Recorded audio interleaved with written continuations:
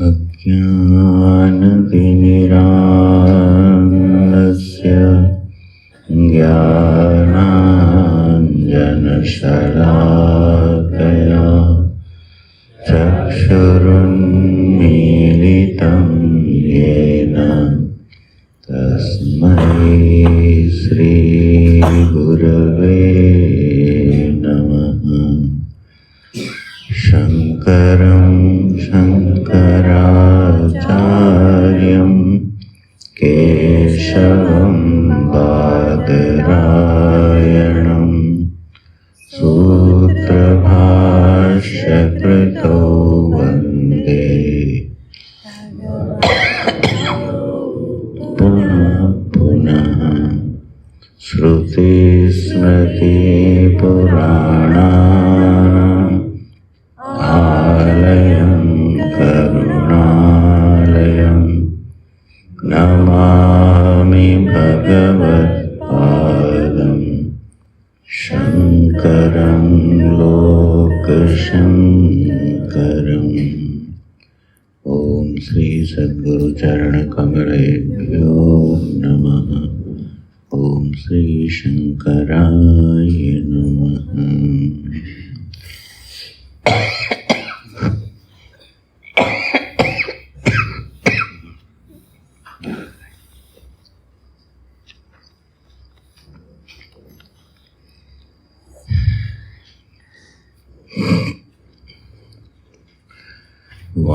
वासुदेवेन्द्र योगीन्द्रं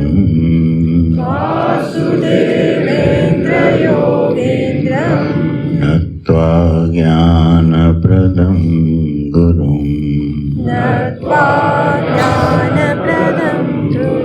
मुमुक्षूणां हितार्थाय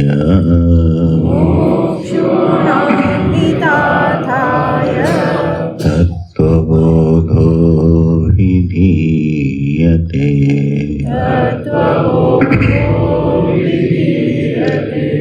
तत्त्वबोधो विधीयते।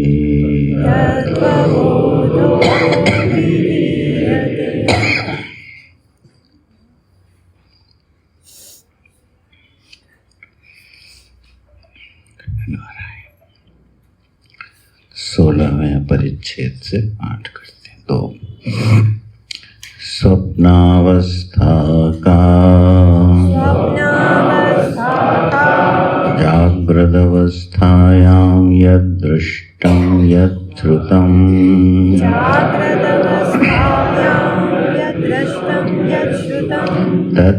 तज्जनितवासनया निद्रासमये या प्रपञ्च प्रतीतिः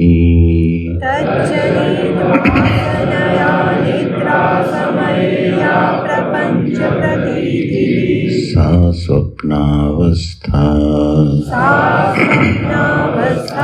सूक्ष्म शरीर स्वप्नावस्थाभिमान्यात्मा तैजस इत्युच्यते।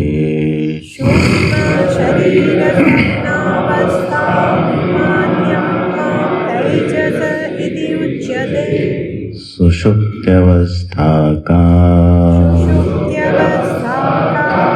अहं किमपि न जानामि सुखेन मया निद्रानुभूयते।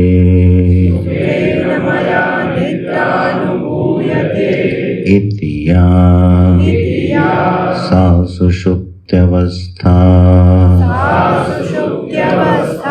एतदवस्था कारण शरीराभिमान्यात्मा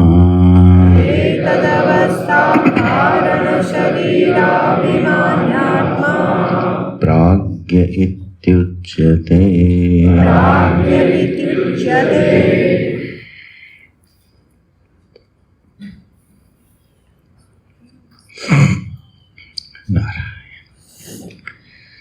तो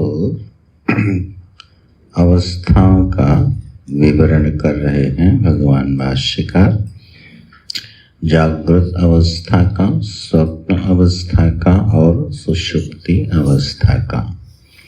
जागृत अवस्था का विवरण हम लोगों ने यथामति अध्ययन किया कि जब यह स्थूल शरीर के माध्यम से जो ज्ञानेंद्रियां हैं और कर्मेंद्रियां हैं, पंच प्राण हैं, जब स्थूल शरीर को निमित्त बना करके, साधन बना करके अपने अपने विषयों में प्रेरित हो रहे होते हैं, उस अवस्था का नाम है जागृत अवस्था। तो शब्द ज्ञान, रूप ज्ञान आदि जब नेत्रादि गोलकों के साथ अपने विषय का अनुभव कर रहे होते हैं, उस अवस्था का नाम है जागृत अवस्था। उस समय उस अवस्था का अनुभव करने वाला जो है जीव माने मैं, वह विश्व नाम की संज्ञा को प्राप्त होता है। क्योंकि तीन अवस्थाएं हैं, तीन अवस्थाओं में अनुभव के स्वरूप भिन्न भिन्न हैं, इसलिए उनके अनुभवकर्ता के अलग अलग नाम रख दिए गए, जो कि आगामी ग्रंथों में, उपनिषद आदि में और प्रौढ़ ग्रंथों में जब हम अध्ययन करेंगे तो इन्हीं शब्दों का प्रयोग होगा। विश्व, तेजस और प्राज्ञ, तो उसका अर्थ मालूम होना चाहिए कि जब विश्व शब्द का प्रयोग होगा तो उसका अर्थ हो जाएगा जागृत अवस्था का अभिमानी। इसी प्रकार से हमारे जीवन में एक स्वप्न अवस्था है। तो यह स्वप्न अवस्था का जो स्वरूप है कि जो भी अनुभूत संस्कार हैं, यह जन्मनि जन्मांतरे वा, इस जन्म में जो भी जागृत अवस्था में इंद्रियों के माध्यम से ज्ञान प्राप्त किया गया, उसका एक संस्कार पड़ता है। तो इसका मतलब हुआ कि जो भी व्यक्ति जीवन में अनुभव करता है, ज्ञान होता है उसको, वह अपने पीछे एक संस्कार छोड़ जाता है। यही संस्कार जो है वह कारण शरीर में जाके संचित हो जाती है। तो जो स्मृति ज्ञान है वह इसी विज्ञान से प्राप्त होता है। तो यह कोई ऐसी अव्यवस्था नहीं है, यह एक उपयोगी प्रक्रिया है कि किसी वस्तु का संस्कार पड़ जाना। ठीक है, यहाँ निंदनीय नहीं है, यह उपयोगी है। क्योंकि यदि प्राप्त ज्ञान का संस्कार न पड़े तो स्मृति की संभावना ही खत्म हो जाएगी, और अगर स्मृति की संभावना खत्म हो गई तो सोचो जीवन कैसा होगा। कुछ याद ही नहीं रहेगा, तो वो तो एक बीमारी का नाम है, जब आदमी सब कुछ भूल जाता है। ठीक है, तो यह जो है न भूलना, यह वरदान है, अभिशाप नहीं है। केवल समस्या तब होती है कि वह चीज़ें उस समय याद आती हैं जिस समय हमें उनकी आवश्यकता नहीं है, तब झंझट लगती है, अरे ये छुड़ाए नहीं छूट रहा है। लेकिन आप सोचो, अगर कोई संस्कार ही न पड़े तो न कोई विद्या जन्म लेगी, न कोई कला जन्म लेगी, न व्यवहार हो पाएगा। अब हम सुबह उठ के यही भूल जाएं कि मेरा नाम क्या है, मेरा घर परिवार कहाँ है, तो क्या होगा? तो संस्कार पड़ा है ना, और वो फिर स्मृति बनता है, प्रत्यविज्ञा बनता है। तो हर ज्ञान अपने पीछे एक संस्कार छोड़ जाता है। यही संस्कार जो है मनोराज्य में भी और स्वप्नावस्था में भी प्रकट होता है, उसी का नाम है स्वप्नावस्था। लेकिन उस स्वप्न अवस्था में जिस प्रपंच की प्रतीति होती है उसमें उस प्रपंच की अनुभूति करने वाला शरीर भिन्न होता है। उस समय स्थूल शरीर नहीं होता है, विस्मृत होता है। स्वप्न शरीर का निर्माण होता है और उस स्वप्न शरीर से स्वप्न प्रपंच की अनुभूति होती है, और वह स्वप्न शरीर भी मनोमय होता है, वासनामय होता है। स्थूल पंच महाभूतों से नहीं बना होता वो वह सूक्ष्म पंच महाभूतों से ही निर्मित होता है। वासनामय शरीर, स्मृतिमय शरीर कह लो, संस्कारमय शरीर कह लो, तो यह एक अवस्था हमको प्राप्त है जिसमें हमें स्थूल शरीर का विस्मरण हो जाता है और नए शरीर की उत्पत्ति हो जाती है, और उस शरीर से भोगे हुए जाने हुए जगत को जो कि संस्कार रूप में पड़ा है वही अब व्यवस्थित रूप से हमको उपलब्ध होता है। और कभी कभी पूर्व जन्मों की भी स्मृति आ जाती है, तो हमको लगता है ऐसा तो हमने इस जन्म में कभी अनुभव किया नहीं, और भविष्य की स्मृति भी आ जाती है क्योंकि वह भी कारण शरीर में संचित है। तो इस तरह से इस प्रपंच की जो प्रतीति है उसका नाम है स्वप्न अवस्था। तो वाक्य देखो क्या बनाया भाष्यकार भगवान ने, जागृत अवस्थायाम यद दृष्टम यद श्रुतम।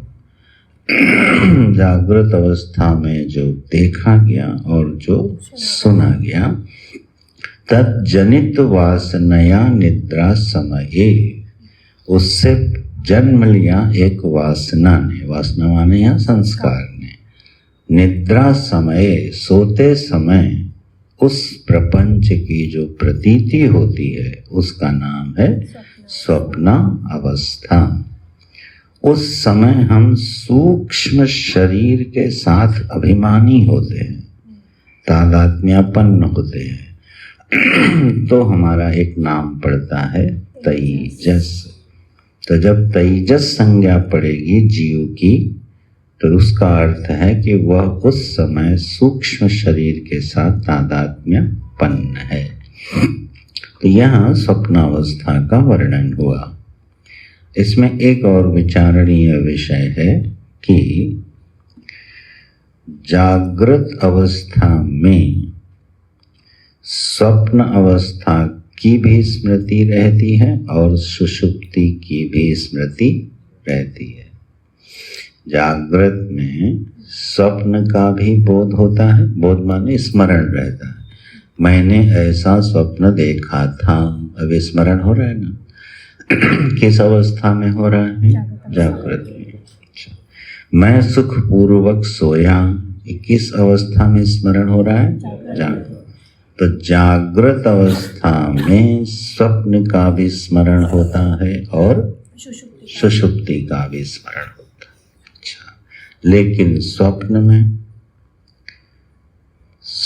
में जागृत का स्मरण होता है? बिल्कुल नहीं होता। स्वप्न में क्योंकि स्थूल शरीर विस्मृत हो गया है, इसलिए स्वप्नावस्था में किसी को अपने इस स्थूल शरीर का स्मरण नहीं प्राप्त होता है। ठीक है। और कारण शरीर में सुषुप्ति अवस्था में दोनों का ही स्मरण प्राप्त नहीं होता, ना स्वप्न का और ना जागृत का। तो ऐसा क्यों हो रहा है? यह स्मरण की प्रक्रिया में यह भेद क्यों है? गहरी नींद में ना स्वप्न का स्मरण है और ना जागृत का। स्वप्न में जागृत का स्मरण नहीं है, ठीक है, और जागृत में दोनों का स्मरण है। तो यह प्रक्रिया किस आधार पर घटी? देखो, जागृत अवस्था में क्या है? स्थूल शरीर भी काम कर रहा है, सूक्ष्म शरीर भी काम कर रहा है और कारण शरीर भी काम कर रहा है। तीनों वर्तमान हैं, तीनों उपलब्ध हैं। इसलिए जागृत अवस्था में तीनों की स्मृति प्राप्त होती है। कारण शरीर प्राप्त होने से वह प्रारब्ध जो फलोन्मुखी हो गया है वो अपना काम कर रहा है। सूक्ष्म शरीर के बिना जागृत का व्यापार होता नहीं है। मन, बुद्धि, चित्त, अहंकार, ज्ञान इंद्रियां, कर्म इंद्रियां सब चाहिए कि नहीं चाहिए? ये किसका अंग है? सूक्ष्म शरीर का। और जागृत का स्थूल शरीर। तो जागृत में तीनों वर्तमान है, इसलिए जागृत में तीनों की स्मृति प्राप्त होती है। स्वप्न में जागृत की कोई स्मृति, स्थूल शरीर की कोई स्मृति नहीं है। इसलिए स्थूल शरीर से संबंधित कोई भी स्मरण स्वप्न में प्राप्त नहीं है, क्योंकि केवल वहाँ सूक्ष्म शरीर काम कर रहा है और कारण शरीर भी काम कर रहा है। और कारण शरीर में जब हम प्रवेश करते हैं तो दोनों शरीरों का वर्तन नहीं प्राप्त होता। ना तो वहाँ स्थूल शरीर काम कर रहा है और ना सूक्ष्म शरीर काम कर रहा है। इसलिए यहाँ कारण शरीर में इसका स्मरण हमको प्राप्त नहीं होता। इस विज्ञान का एक परिणाम निकलता है, क्योंकि जागृत में सूक्ष्म शरीर काम कर रहा है, इसलिए जागृत में रहते हुए भी मनोराज्य हो सकता है। हो सकता है कि नहीं? होता ही है। मनोराज्य स्वप्नवत ही है। तो जागृत अवस्था में मनोराज्य की संभावना है। क्यों? क्योंकि वहाँ सूक्ष्म शरीर काम कर रहा है। और इसी मनोराज्य से सारी उपासनाओं का जन्म होता है। इसी विज्ञान से सारी उपासनाएं की जाती हैं।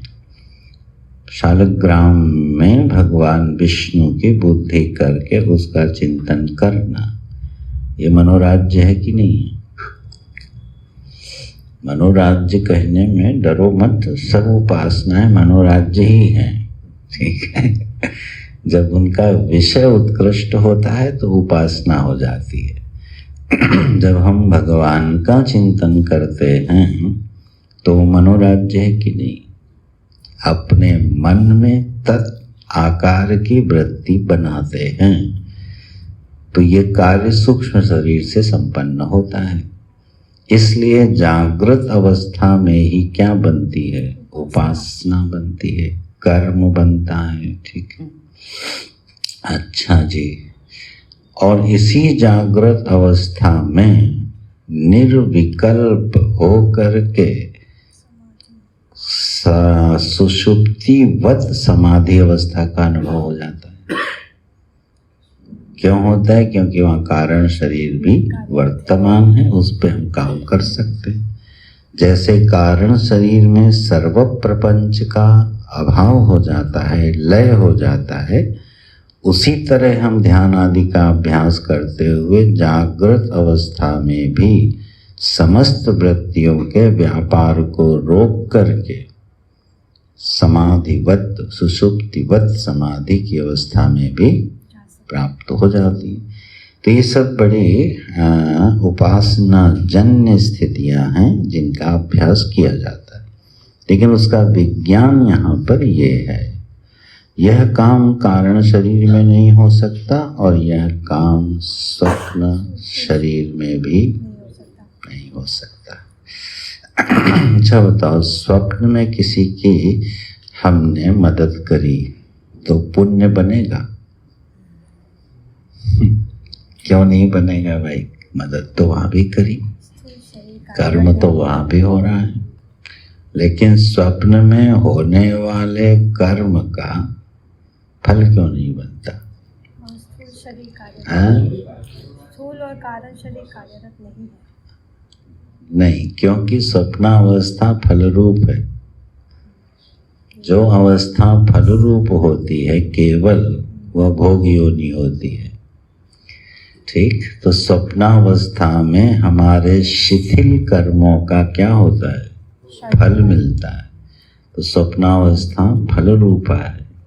नहीं तो स्वप्न में तो रोज 2-4 को मार दिया तो सारे आदमी जेल में ही बैठे हों।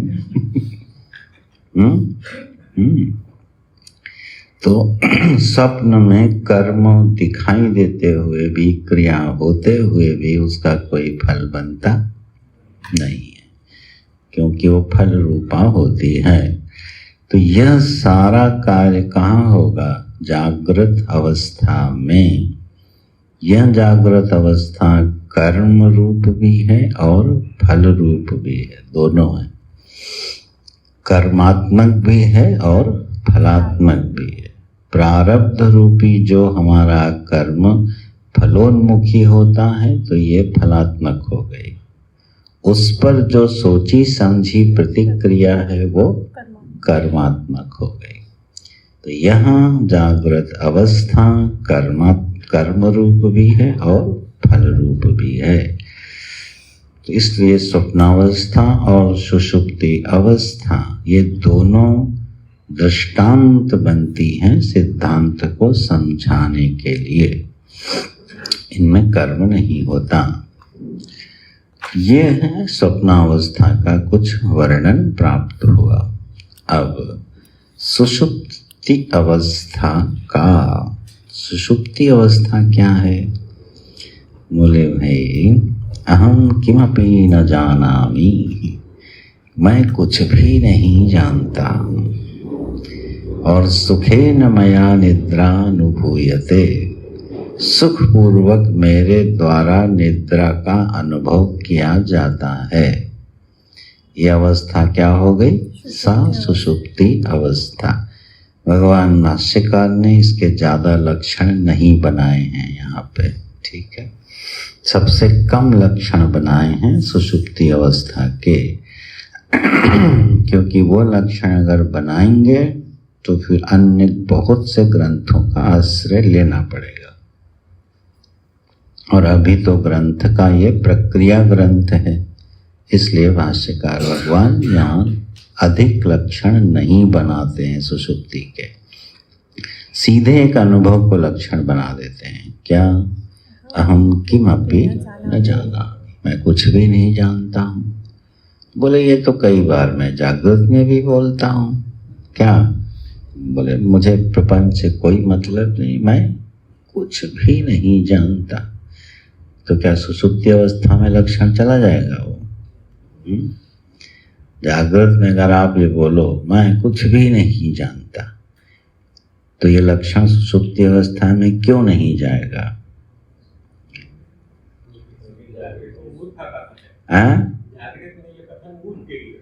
मूर्ख के लिए।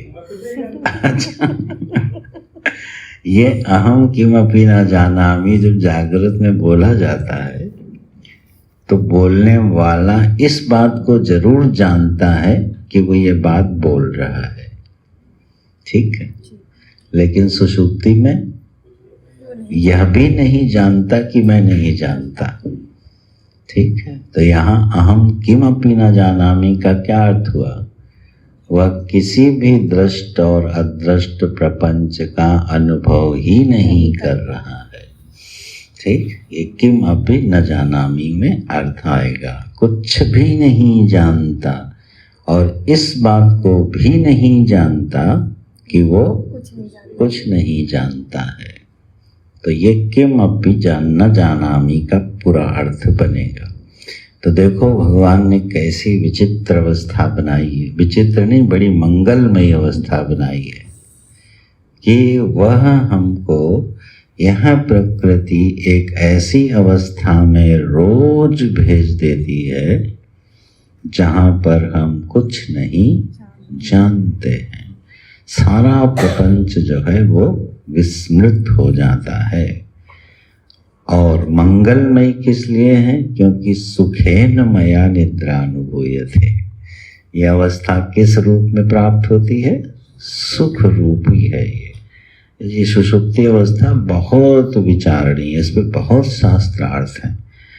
दर्शनों के मध्य में, आचार्यों के मध्य में बड़े दीर्घ दीर्घ विचार हैं इस पर।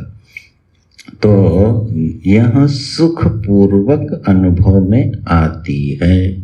दो अनुभव को आधार बना के लक्षण कर दिया भाष्यकार ने। बस हमारे ये दो अनुभव हैं। एक ऐसी अवस्था जहाँ अपने सहित मैं कुछ नहीं जानता और बड़े सुखपूर्वक उस अवस्था को अनुभव करता हूँ।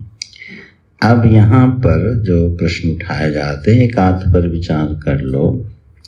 सुषुप्ति अवस्था को अज्ञान रूप कहा जाता है, ठीक है, तमसावच्छिन्न अवस्था मानी जाती है।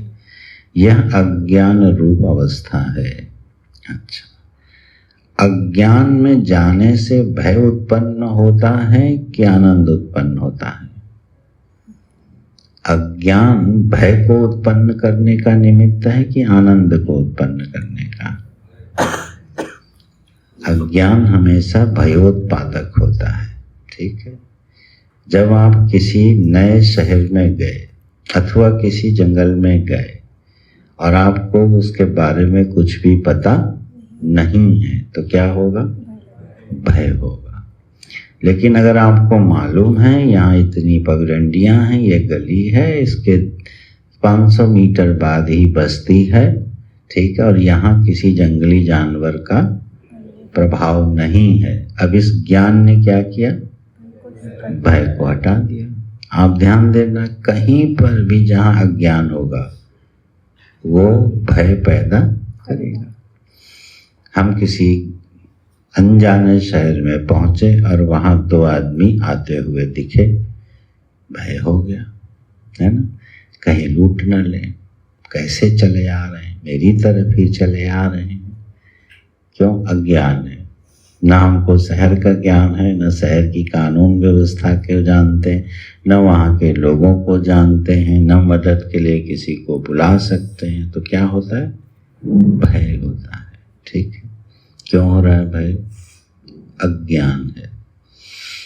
तो हर अज्ञान क्या उत्पन्न करता दिखाई दे रहा है? भय उत्पन्न करता। यह अवस्था में क्या हो रहा है? अज्ञान सुख उत्पन्न करता हुआ दिखाई दे रहा है। इसीलिए हम इस अज्ञान की अवस्था में रोज जाने की इच्छा करते हैं और नहीं जा पाते हैं तो गोली खिलाई जाती है कि जाइए, इसके कहाँ जाइए? अज्ञान में डूब जाइए।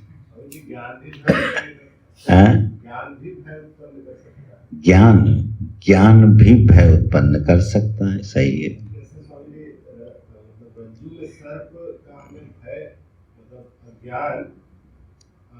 भय नहीं, ज्ञान होगा कि जो सर्प है वो रज्जु है।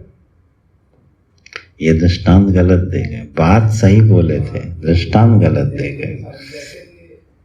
ज्ञान है कि वो रज्जु है, हाँ। और भय नहीं होगा।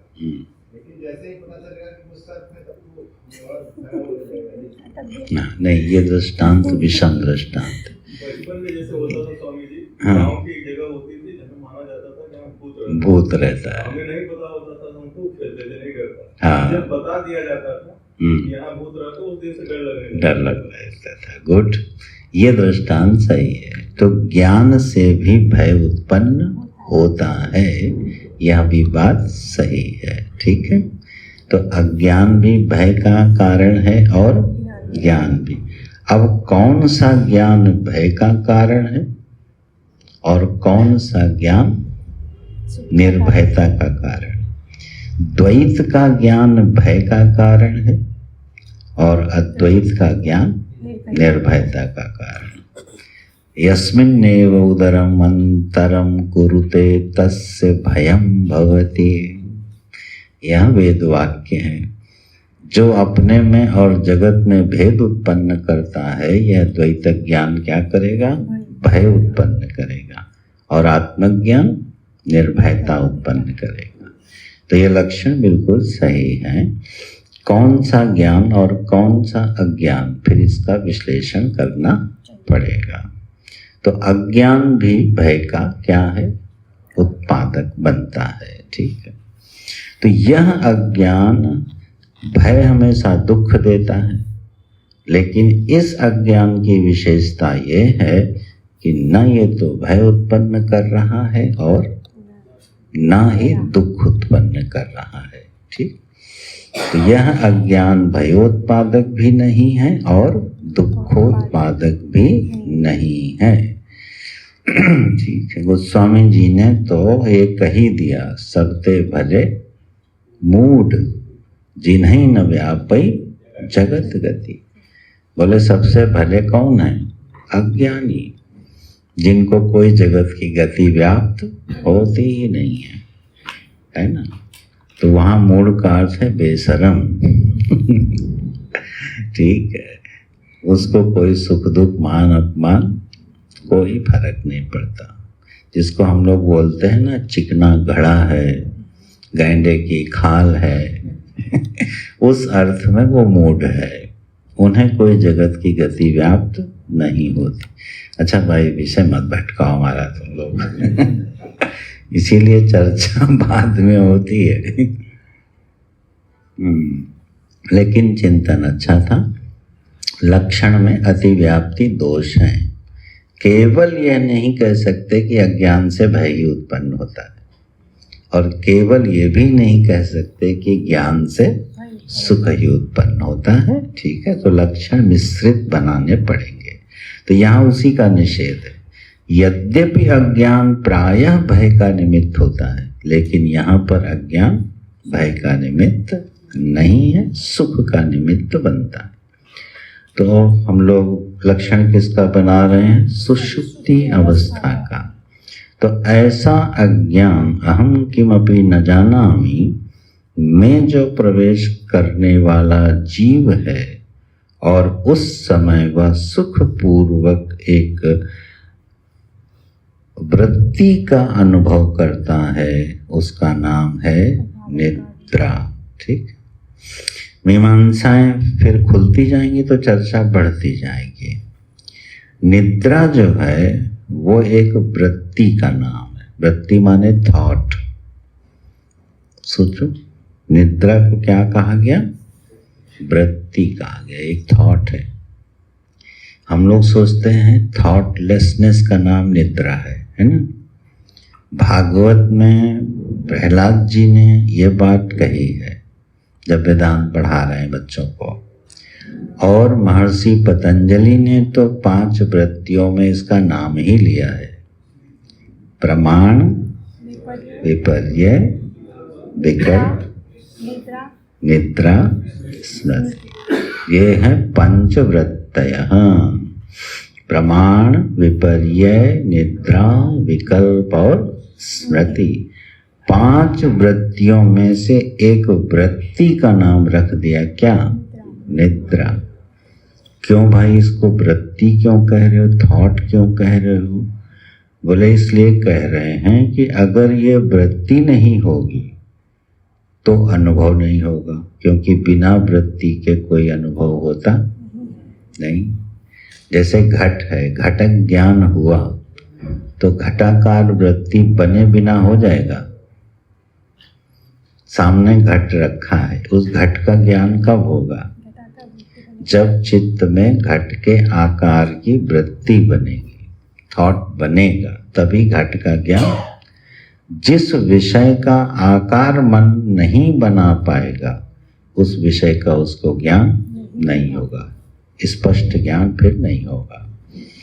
मान लो कोई वस्तु बहुत दूर रखी, या एक व्यक्ति बहुत दूर से आ रहा है, हमने देखा, हमको लगा कि ये देवदत्त है मेरा मित्र, फिर बोला नहीं नहीं लगता तो नहीं है, फिर बोला है, तो उस समय घटना क्या घट रही है, मनुष्याकार वृत्ति बनी हुई है, एक मनुष्य है वो आ रहा है। अब वो देवदत्त के सदृश है या नहीं, इस आकार की वृत्ति ठीक से बन नहीं पा रही, और जब थोड़ा पास में आ गया, अरे ये तो देवदत्त है, तो क्या हुआ, अब देवदत्त के आकार की वृत्ति बन गई तो देवदत्त का ज्ञान हो गया। ठीक, जैसे अभी हम जो शब्द बोल रहे हैं, यह शब्द आपके मन में कर्ण के माध्यम से प्रवेश होते हुए अपने अर्थ को प्रकट करते हुए एक वृत्ति बनाते जा रहे हैं। और जिस शब्द की वृत्ति नहीं बनेगी, ठीक है, उस समय आप टेढ़े मेढ़े देखने लगोगे, सिर खुजाने लगोगे। अगर 10-5 ऐसे शब्द बोल दें जिसकी आपके अंदर वृत्ति ही ना बने, तो उसका ज्ञान नहीं होगा, पता नहीं चलेगा। ठीक है, तो यहाँ जैसे मान लो हम बोल दें टिम्बकटू, अब क्या वृत्ति बनी?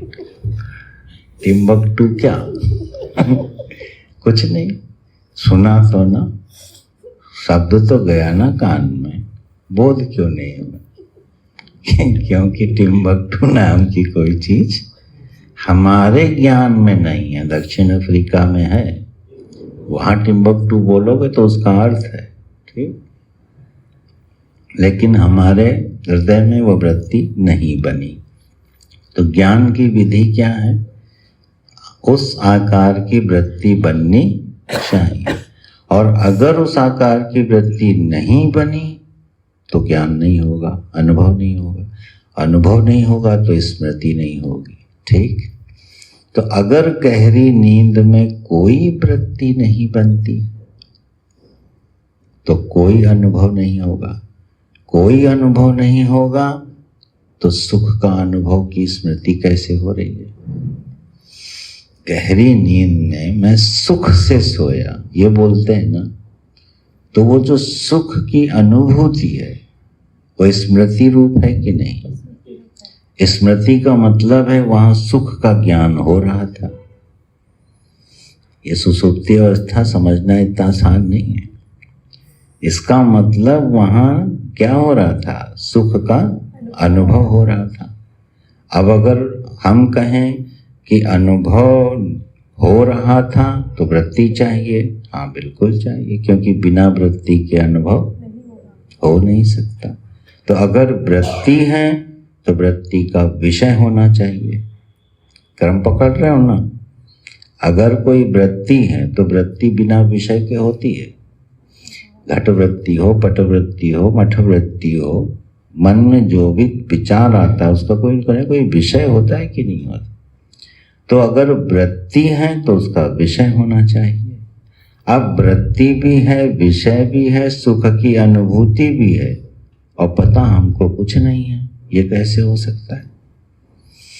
ये हो सकता है कि मन में विचार भी हो, उसका विषय भी हो, उसका अनुभव भी हो रहा हो, और हम कहें हमें कुछ पता नहीं है। तो फिर महर्षि पतंजलि ने ये समस्या कैसे सुलझाई? बोले उस समय वृत्ति का विषय क्या है? फिर उसकी व्याख्या करी अगले सूत्र में, अभाव आलंबन प्रत्यय। ये निद्रा की परिभाषा करी उन्होंने, निद्रा वृत्ति की। यहाँ वृत्ति का विषय क्या है? अभाव है। तो बोले अभाव का जब विषय बनाती है वृत्ति तो भी अभाव का ज्ञान तो होता है। समझ रहे हो ना? जैसे घट है तो घटा अस्ति, ये ज्ञान हो रहा है, और घटा नास्ति, घट का अभाव हो गया, ये भी ज्ञान हो रहा है। तो ये ज्ञान सोते हुए होता है। अभावक ज्ञान जो है क्या सोते हुए ही होता है? तो फिर आपने कैसे कह दिया कि वृत्ति का विषय जब अभाव है तो वो नींद है? अरे वृत्ति का विषय तो अभाव जागृत में भी होता है। इसका मतलब अब कैसे बिठाओगे? तब उन्होंने क्या कहा? पूरे अंतःकरण का अभाव होता है। मन, बुद्धि, चित्त और अहंकार, पूरे अंतःकरण का लय होता है, और उस लय को साक्षी अपना विषय बना लेता है। ठीक है, इसलिए वहां सुख होने पर भी सुख की अनुभूति नहीं होती है उस काल में, सुषुप्ति काल में। क्यों? क्योंकि वहां अनुभव करने वाला भी क्या है? सो गया है।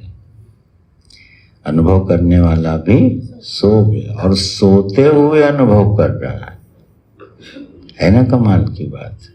सोते हुए ही लय में गया हुआ अहम क्या कर रहा है? अनुभव कर रहा है। बोले हमें कैसे मान ले? तो भाई मान तो लो भैया अभी, ठीक है? और नहीं मन कह रहा है मानने का तो और विचार करो, ठीक है? और इस पर चिंतन खोजो कि फिर ऐसी क्या अवस्था होती है। अच्छा बताओ, मान लो मैं भगवान के एक बड़े सुंदर विग्रह का दर्शन कर रहा हूँ, ठीक है? और आंख मेरी बंद हो गई और भगवान का वो रूप प्रत्यक्ष हो गया। इतना प्रत्यक्ष हो गया, इतना प्रत्यक्ष हो गया कि हमारी भाव समाधि लग गई, ठीक? जिस समय भाव समाधि लगी हुई है उस समय भगवान का अनुभव हो रहा है कि नहीं हो रहा? लेकिन अनुभव करने वाले को अपना अनुभव नहीं हो रहा। होता है कि नहीं? भगवान की न समझ में आ रही तो सिनेमा घर चलो, बढ़िया फिल्म देखे, शोले बचपन वाली, ठीक? और वहां देखते देखते क्या हुआ, उसी में डूब गए। पूरा अनुभव हो रहा है पिक्चर का, लेकिन ये भूल गए कि मैं पिक्चर देख रहा हूं, है ना? और कई बार आदमी जब भूल जाता है तो एक्टर के साथ ही हाथ उठाता है और बगल वाले की कनपटी में पड़ता है जाके। होता है कि नहीं होता? क्योंकि वो भूल ही गया कि मैं पिक्चर देख रहा हूं। ये भूलने पर भी वो पिक्चर देख रहा है कि नहीं? तो अहम लय हो जाने पर भी अनुभव कर सकता है कि नहीं? इसी तरह से निद्रा में यह अहम अपने आप को भूल जाता है, लेकिन सुख का अनुभव कर रहा होता है और इसीलिए जागने पर बोल पाता है, क्या? मैंने ये किया था, ठीक? जैसे भगवान का दर्शन करने वाला जब उस भाव समाधि से बाहर आता है तब वो वर्णन करता है कि नहीं?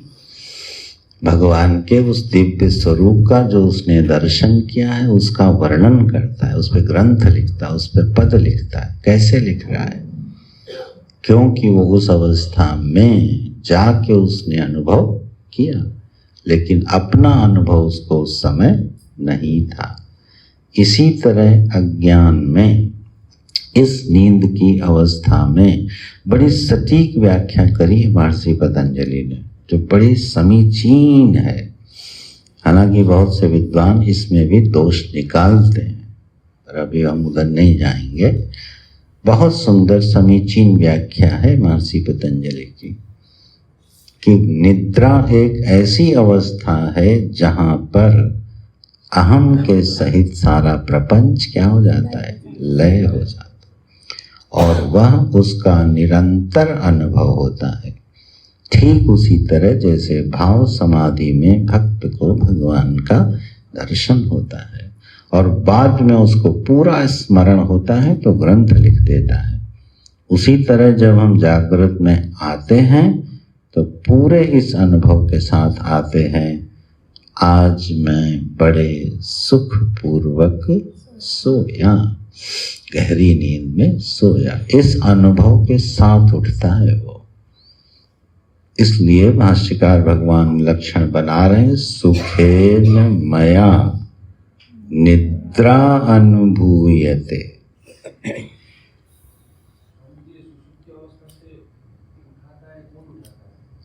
हाँ, सुषुप्ति अवस्था से हमें उठाता कौन? हमारे अगले दिन के कर्म जो अब फल देने के लिए तैयार हो गए, तब धीरे से बोलते हैं, भाई साहब उठिए। ठीक। आराम से उठा देते हैं।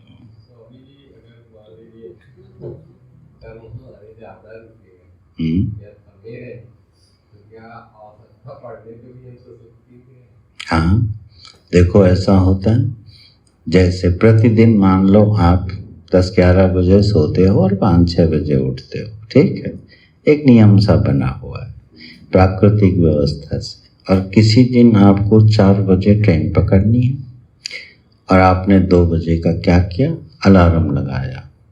99% केस में अलार्म के बजने से पहले ही व्यक्ति उठ जाता है। क्यों? एक प्रबल कर्म उपस्थित हो गया है अगले दिन फल देने के लिए, ठीक है, और वो आपके कारण शरीर में फीड हो गया। कहाँ? बिल्कुल टॉप पे, प्रायोरिटी पे फीड है। इसलिए अलार्म बजने से पहले ही क्या होता है, व्यक्ति उठ जाता है। 99% लोगों का अनुभव है।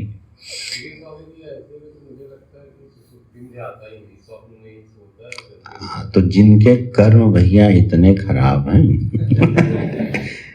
कि उनको फल ही भोगना है निरंतर, तो जागृत से छुट्टी पाए तो स्वप्न में भोगते रहते हैं, स्वप्न से छुट्टी पाए तो जागृत में भोगते रहते हैं। तो जो अतिशय फलाकांक्षी व्यक्ति है उसको सपने क्या आएंगे, बहुत आएंगे, फिर वो नींद में जल्दी जा नहीं पाता है। ये सब बड़े बेहतरीन विज्ञान हैं। तो यह सुषुप्ति से हमें कौन उठाता है, कर्म का फल, ठीक है। तो नारायण, यह सुषुप्ति अवस्था अपने गर्भ में बहुत गंभीर गहन सिद्धांतों को लिए बैठी है। बड़ी विशिष्ट अवस्था दी है प्रकृति ने हमें, बहुत सिद्धांतों को समझने के लिए, समाधि को समझने के लिए, अज्ञान के स्वरूप को समझने के लिए, कर्म के सिद्धांत को समझने के लिए, महाप्रलय के स्वरूप को समझने के लिए, बड़े बड़े सिद्धांतों के लिए सुषुप्ति दृष्टांत है। उससे बात हमें समझ में आ जाती है। नहीं, आप बताओ, महाप्रलय की कल्पना बनेगी कभी? कोई दृष्टांत ही नहीं मिलेगा कि महाप्रलय कैसी होती है। जब पृथ्वी नहीं, जल नहीं, अग्नि नहीं, वायु नहीं, आकाश नहीं, पंच तन्मात्रा नहीं, हिरण्य गर्भ नहीं, ईश्वर नहीं, कुछ भी नहीं, ठीक, एक सच्चिदानंदात्म वस्तु है। इसका दृष्टांत कहाँ से लाओगे? सुषुप्ति के अलावा कोई दृष्टांत मिलता नहीं तो कभी महाप्रलय समझ में आएगी नहीं। सुषुप्ति में क्या होता है, सब कुछ लय है कि नहीं, ईश्वर भी नहीं है, जीव भी नहीं है, जगत भी नहीं है, कर्म भी नहीं है, कर्म फल भी नहीं है, स्थूल सूक्ष्म सृष्टि भी नहीं है, कुछ भी नहीं है। तुम तो हो, तुम भी नहीं हो। तुम भी नहीं होते तो अगले दिन उठ के बताता कौन हम सोए थे। तो तुम तो नहीं डूबे। इसका मतलब महाप्रलय के सामने मिल गया कि नहीं? आकाश सहित समस्त प्रपंच लीन हो जाने पर भी सच्चिदानंद वस्तु अवशिष्ट रहती है। ये सिद्धांत बिना सुषुप्ति के दृष्टांत के समझ ही नहीं आएगा किसी को। तो ये सुषुप्ति बहुत सारे सुंदर गहन सिद्धांतों के लिए एक सहारा बनती है। इसकी खूब मीमांसा होनी चाहिए, अलग अलग तरीकों से इसको सोचा जाना चाहिए। बहुत विज्ञान उत्पन्न करने वाली अवस्था है ये। तो भाष्यकार भगवान यहाँ सिर्फ 2 लक्षण बता दिए हैं, अहम किमपि न जानामि, और दूसरा सुखेन मया निद्रा अनुभूयते। ऐसा लगता है जैसे महर्षि पतंजलि की परिभाषा को स्वीकार करते हुए ये लक्षण बनाया है। निद्रा अनुभूयते सुखेन, कह सकते थे सुखम अनुभूयते, जिस अवस्था में, है ना, दृष्टा दृश्य से रहित सुख का अनुभव किया जाता है, वो है सुषुप्ति। ये लक्षण बना सकते थे, नहीं, लेकिन शब्द क्या जोड़े? निद्रा। ये महर्षि पतंजलि के परिभाषा को मानव स्वीकार करते हुए दिखाई दे रहे हैं भाष्यकार।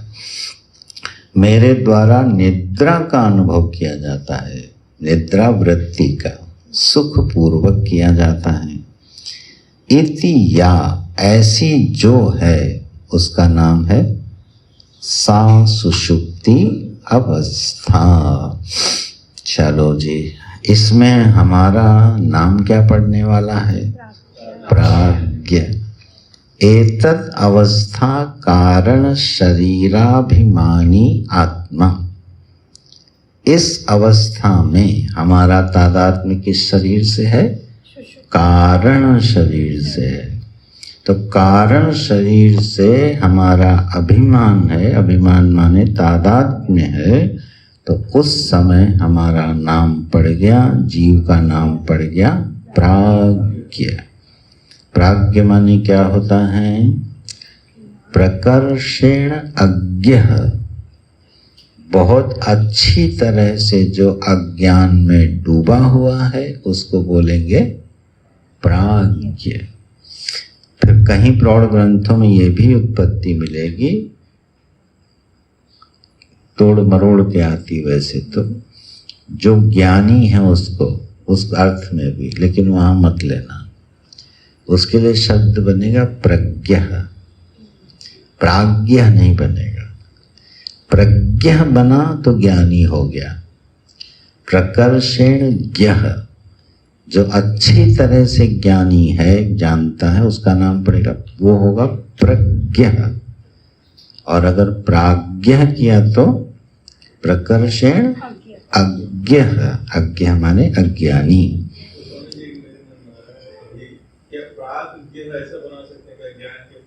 प्राज्ञ, प्राज्ञ से क्या होगा?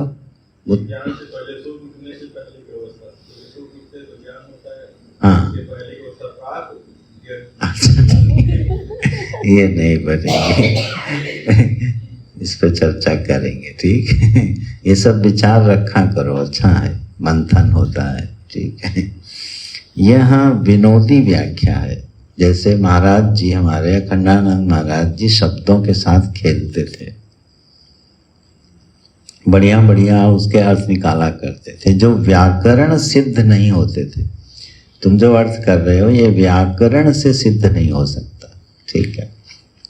जैसे एक शब्द का अर्थ जैसे करते थे लगभग, लगभग बोलते हो ना, बोले ये कितने रुपए तुम्हारे पास? बोले 100 रुपए के लगभग है, माने 100 की संख्या से लग भी रहे हैं और 100 की संख्या से भग भी रहे हैं, ठीक है। माने 98 भी हो सकते हैं, 102, 105 भी हो, 100 से लग भी रही है संख्या और 100 से भग भी रही है, उसका नाम क्या हो गया? लगभग। ऐसे बड़े अच्छे अर्थ किया करते थे अखंड महाराज जी। तो ये व्याकरण सिद्ध अर्थ नहीं होगा बेटा। तो कारण शरीर की जो अवस्था है, कारण शरीर है, उससे जो हमारा तादात्म्य है, अभिमानी होकर के जिस अवस्था का हम अनुभव करते हैं, उस अवस्था का नाम है सुषुप्ति अवस्था। और उस समय मेरा या जीव का नाम है प्राज्ञ। क्यों? अहम किम अपि न जानामि, मैं कुछ भी नहीं जानता। अरे अपने को जानते हो? बोले अपने को भी नहीं जानता, इसलिए नाम रखा गया प्राज्ञ। कुछ प्रकर्षेण अज्ञा, कुछ भी नहीं जानता, अपने को भी नहीं जानता है, ठीक है। अब कुछ लोग इसकी ऐसी व्याख्याएं करने लगते हैं, बड़ी रसीली रसीली। देखो, जिस समय तुम कुछ नहीं, अपने को भी नहीं जानते हो, उस समय क्या है? सुखानुभूति होती है। इसलिए ऐसे जियो क्या कि कुछ मत जानो, कुछ मत सीखो, बुद्धि में जो कचरा भरा है उसको बाहर फेंक दो, खाली कर दो अपने मन को, बुद्धि को। तुम कुछ नहीं जानते हो, परम सुखी रहो। ये सब बड़ी रसीली चटपटी व्याख्याएं मूर्खता पूर्ण है, ठीक है। इसके चक्कर में कभी पढ़ना नहीं, बहुत सुनने में रसीली लगेंगी हैं। हाँ, बड़े दार्शनिक होके आदमी आंख बंद करेगा, कुछ नहीं जानता, क्या कर रहे हो, जितना ज्ञान है बाहर फेंक रहा हो। ये सब बेवकूफ़ी की बातें हैं, ठीक है, ये कभी होता नहीं। मैं कुछ नहीं जानता हूँ, ये एक अवस्था है। मुझे क्या करना है, 64 कलाओं को बात और 32 विद्याओं को जानना है, और ऐसे जानना है कि मेरे ऊपर कर्तृत्व का बोझ न रहे। ये सीखना है, सीखना नहीं बंद करना है, कर्ता भोक्ता बन के नहीं सीखना है, ना जीना है, ये समझना है। इस चक्कर में कभी ना पड़ना कि मन खाली करना है। तो इसको बोलते हैं प्राज्ञ। यह एक अवस्था है और बड़ी मंगलमयी अवस्था है। क्यों? क्योंकि यह एक तो दोनों शरीरों का कारण बनती है, इसलिए कारण शरीर आया, और दोनों अवस्थाओं को अपनी गोद में लेके विश्राम दिला देती है। जो जीव है, जो देहाभिमानी है, वह अगर इस अवस्था का लाभ न उठाए, वंचित रहे, तो वो विक्षिप्त हो जाता है। ठीक है, वो कर्म ठीक से कर नहीं पाता। जागृत और स्वप्न, उसकी दोनों अवस्थाएं बिगड़ जाती हैं अगर वह सुषुप्ति अवस्था से वंचित है तो। इसलिए गहरी नींद जीवन की बहुत बड़ी आवश्यकता बनती है। तो इस दोनों शरीरों का और दोनों अवस्थाओं का ये कारण बनती है, विश्राम स्थली बनती है। ठीक, इसी से शरणानंद जी का वाक्य है, मैंने बोला था फिर दोहराता हूँ, 2-4 बार बोलने से चित्त में चला जाएगा। श्रम की उत्पत्ति विश्राम से होती है और श्रम का लय विश्राम में होता है। इसलिए जीवन का लक्ष्य क्या है? विश्राम। ठीक, विश्राम माने सुषुप्ति नहीं। अगर जीवन का लक्ष्य सुषुप्ति हो जाए तो फिर कुंभकर्ण की तरह वरदान मांग के सोना पड़ेगा। श्रम की उत्पत्ति कहाँ से हो रही है? विश्राम से। और सारे श्रम का लय कहाँ हो जाता है? विश्राम में। तो जहाँ से उत्पत्ति होती है, जहाँ से लय होता है, वही जीवन का लक्ष्य होता है। यह संपूर्ण प्रपंच कहाँ से उत्पन्न हो रहा है? सच्चिदानंद परमात्मा से। और कहाँ लीन हो जाएगा? सच्चिदानंद परमात्मा में। तो जीवन का लक्ष्य क्या बनेगा? सच्चिदानंद परमात्मा। ये सूत्र हटा कर देख लेना। जहाँ से उत्पत्ति और जहाँ से लय होगी, वही हमारे जीवन का लक्ष्य बनता चला जाता है। तो इस तरह से यह सुषुप्ति अवस्था का वर्णन कर दिया। अभी इतना ही रखते हैं इसको, है। तो हम लोगों ने 3 शरीरों का विवरण पढ़ लिया और 3 अवस्थाओं का विवरण पढ़ लिया। अब 5 कोश का विवरण आएगा। फिर इसके पूर्व में विवरण में हम लोगों ने ज्ञानेंद्रियों का विवरण, कर्मेंद्रियों का विवरण, ज्ञानेंद्रियों के देवता, कर्मेंद्रियों के देवता, इनका विवरण पढ़ लिया। अब 5 कोश का विवरण भगवान भाष्यकार करेंगे। इसके पश्चात अवशिष्ट जो 5 प्राण हैं उनका वर्णन करेंगे, और मन बुद्धि छूटा हुआ है, अंतःकरण चतुष्टय, उसका वर्णन करेंगे। इतना वर्णन करने के पश्चात ये किसका वर्णन हो गया? अनित्य का। मूल में लौटना। प्रतिज्ञा क्या है? नित्यानित्य वस्तु विवेक का कह। तो मूल रूप से हमको क्या अध्ययन करना है? नित्य अनित्य वस्तु का विवेक। तो हम इतने विवरण के बाद अनित्य वस्तु के लक्षण समझ जाएंगे, और फिर उसको जो नित्य वस्तु आत्मा में इनकी मिलावट है उससे क्या करेंगे? अलग कर, और अलग करके जो आत्मा का स्वरूप अवशिष्ट बचेगा वही आत्मज्ञान होवेगा। ये है तत्व विवेक प्रकार की प्रक्रिया। चलो हम लोग भगवत कृपा से अवस्था तक तो पहुंच गए। अब पंच कोशों का वर्णन पढ़ेंगे। नारायण नारायण।